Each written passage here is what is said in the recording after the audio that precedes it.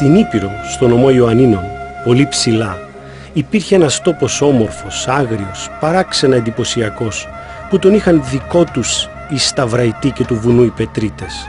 Κάποτε, σπρωγμένοι από ανάγκη, ανέβηκαν εκεί άνθρωποι που ξέραν να φιλιώνουν με τη φύση και τα στοιχιά της και να προκόβουν και να δημιουργούν ακόμη και σε έναν τόπο σαν κι αυτό, που δεν σου πήγαινε στο νου ότι μπορούσε να γίνει κάτι τέτοιο.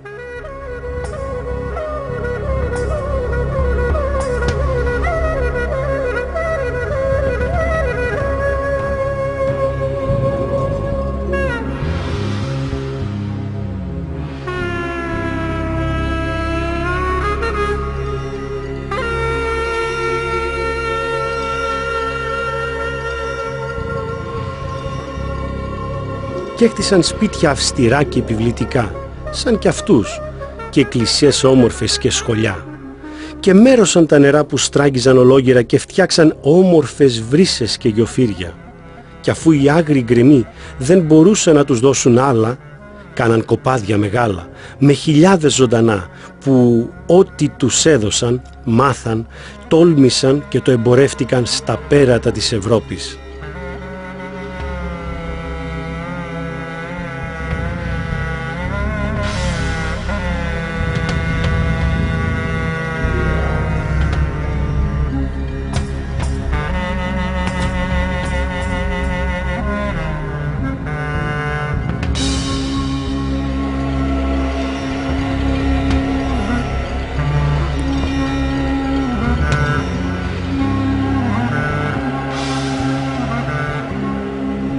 Και μάθαν γράμματα και τέχνες και πολέμησαν για να κρατήσουν ό,τι κατέκτησαν με κόπους ζωής και αιώνων και δώσαν πολλά στον τόπο που τους είχε δώσει κι αυτός.